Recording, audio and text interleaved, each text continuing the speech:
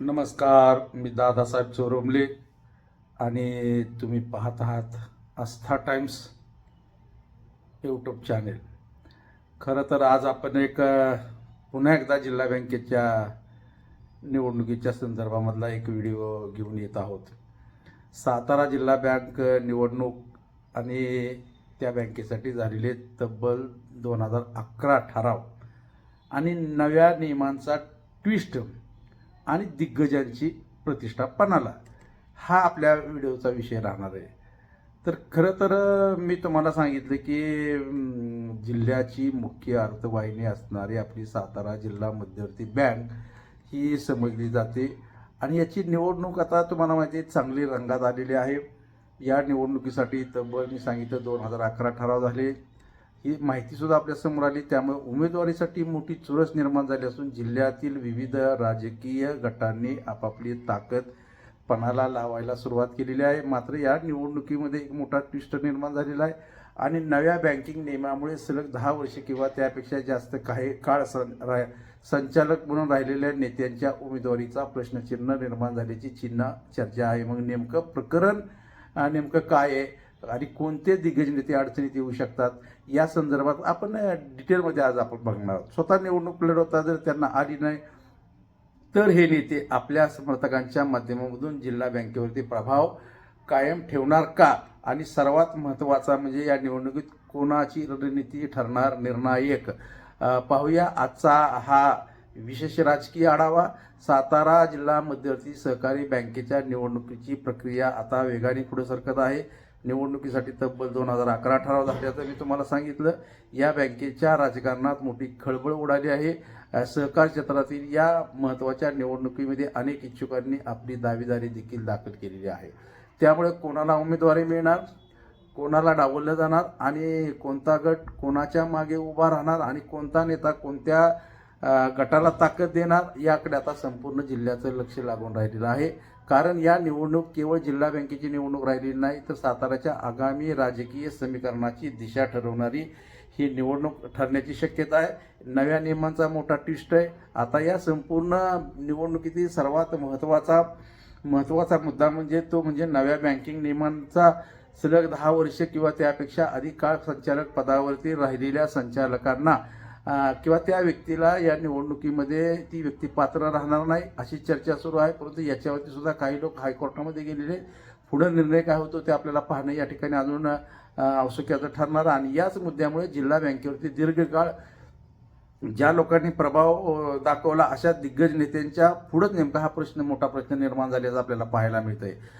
त्यांनाच आता थेट निवडणुकीच्या मैदानात उतरण्यात अडथळा निर्माण झालेला आपल्याला पाहायला मिळतोय. हा प्रश्न सध्या सातारा जिल्ह्याच्या राजकीय वर्तुळात मुख्य चर्चेचा विषय आहे. मात्र इथे गोष्ट एक लक्षात घेणं गरजेचं आहे की एखादा नेता स्वतंत्रपणे निवडणूक लढवू इच्छित नसला तरी त्याचा अर्थ त्याचा राजकीय प्रभाव संपला असा अजिबात होणार नाही.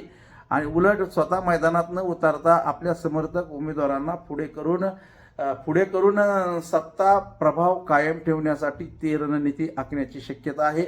आणि याच ठिकाणी निवडणुकीत खरा राजकीय खेळ सुरू होणार असल्याचं आपल्याला पाहायला मिळतंय. आता कोणते दिग्गज नेते अडचणीत आहेत बघा. या नियमाच्या पार्श्वभूमीवर अनेक बड्या नेत्यांच्या भूमिकेकडे आता जिल्ह्याचं लक्ष लागून राहिलेलं आहे. यामध्ये विद्यमान अध्यक्ष तथा खासदार नितीन पाटील असतील, जिल्हा बँकेचे उपाध्यक्ष अनिल देसाई असतील, पाटबंधारे मंत्री शिवेंद्रसिंहराजे भोसले असतील, महाराष्ट्र राज्य विधान परिषदेचे सभापती आणि गेली अनेक वर्षे ज्यांचं जिल्हा बँकेच्या राजकारणामध्ये सर्व काही चालतं ते आमदार श्रीमंत रामराजे साहेब असतील, या जिल्ह्याचे खासदार उदयनराजे भोसले असतील, त्याचबरोबर माजी आमदार प्रभाकर घारगे असतील, अशा अनेक दिग्गज नेत्यांना ही निवडणूक लढवता येणार नाही. याशिवाय अजून काही नेते आहेत. त्याच्यामध्ये राजेंद्र राजपूर यांच्या 10 वर्षे पूर्ण झालेले आहेत, दत्तानाना ढमाळ यांची 10 वर्षे पूर्ण झालेली आहेत, कांचन साळुंखे यांची 10 वर्षे पूर्ण झालेली आहेत आणि प्रदीप विधादे यांचीही 10 वर्षे पूर्ण झालेली आहेत. त्यामुळे या सर्वांच्या राजकीय भूमिकेकडे आपल्याला पाहणं या ठिकाणी महत्त्वाचं ठरणार आहे. आता या सर्व नेत्यांच्या उमेदवारीबरोबर अंतिम चित्र संबंधित नियम, पात्रता आणि निवडणूक प्रक्रियेतील अधिकृत निर्णयानंतरच हे स्पष्ट होणार जरी असलं त्यामुळं तर खरंच चर्चेला या ठिकाणी उदाहरण आल्याचं आपल्याला पाहायला मिळतं. अंतिम निर्णय काय होतो हे पाहणंही महत्त्वाचं या ठिकाणी ठरणार आहे. मैदानात कोणाची ताकद, दुसरीकडं सातारा जिल्ह्याच्या राजकारणातील अनेक दिग्गज नेते या निवडणुकीत महत्त्वाची भूमिका बजावण्याची शक्यता आहे. यामध्ये तुम्हाला माहिती आहे की नव्यानं काही नेते या जिल्हा बँकेच्या निवडणुकीच्या रणांगणामध्ये येण्याची शक्यता निर्माण झालेली आहे. यामध्ये सातारा जिल्ह्याचे पालकमंत्री शिवसेनेचे नेते शंभूराज देसाई हे अनेक वेळा यांनी या जिल्हा बँकेमध्ये येण्याचा प्रयत्न केला, परंतु त्यांचा 2 वेळा पराभव झालेला होता. या निमित्तानं शंभूराज देसाई यांचं पाटण तालुक्यावरती खूप मोठं वर्चस्व निर्माण झालेले आणि ते हे जिल्हा बँकेचे यावर्षी जिल्हा बँकेत कसल्याही परिस्थितीमध्ये येणार असल्याचेही संकेत आपल्याला प्राप्त होतात. त्याचबरोबर ग्रामीण विकास मंत्री जयकुमार गोरे, भाजपचे आमदार अतुल भोसले, राष्ट्रवादीचे शशिकांत शिंदे, आमदार महेश शिंदे, राष्ट्रवादीचे नेते मकरंद आबा पाटील हे मंत्री आहेत आणि त्यांच्या जोडीला कराडचे एक माजी सहकार मंत्री विलासराव पाटील उंडाळकर यांचे चिरंजीव ॲडव्होकेट उदयसिंह उंडाळकर यांनी सुद्धा मागच्या वेळेला सहकार मंत्री बाळासाहेब पाटील यांच्या विरोधामध्ये निवडणूक लढवली होती. अगदी थोडक्या मताने बाळासाहेब पाटील सहकार मंत्री असून देखील सुद्धा निवडून आले होते आणि त्यामुळे यंदाच्या वर्षी कराड तालुक्यामध्ये कसल्याही परिस्थितीमध्ये ॲडव्होकेट उदयसिंह उंडाळकर यांनी सोसायटी मतदारसंघात जिंकण्याचा चंग बांधलेला आहे. आता प्रश्न हा आहे की कोणता गट कोणाच्या पाठीशी उभा राहतो, कोण कोणासोबत आघाडी करतो, कोणता नेता आपल्या समर्थकांना पुढे करतो आणि कोणता गट स्वतंत्रपणे आपली ताकद आजमावतो. या सर्व समीकरणावर जिल्हा बँकेच्या निवडणुकीचा निकाल मोठ्या प्रमाणामध्ये अवलंबून राहणार आहे. विशेष म्हणजे सातारा जिल्हा बँकेची निवडणूक आगामी जिल्हा परिषद आणि स्थानिक स्वराज्य संस्थेच्या निवडणुकीच्या पार्श्वभूमीवरती तुम्हाला माहिती आहे अत्यंत महत्त्वाची मानली गेलेली होती. कारण का जिल्हा परिषदेच्या निवडणुकीमध्ये काय झालं होतं आपण सर्वांनी पाहिलं होतं. त्यामुळे जिल्हा बँकेत आता कोणाचं वर्चस्व निर्माण होणार, कोणाचा गट मजबूत होतो आणि कोणाचं राजकीय नेटवर्क प्रभावी ठरतं याचा परिणाम पुढील स्थानिक राजकारणावरती 100% होणार आहे आणि त्यामुळे या सर्व गोष्टीची राजकीय वर्तुळामध्ये चर्चा सुरू आहे.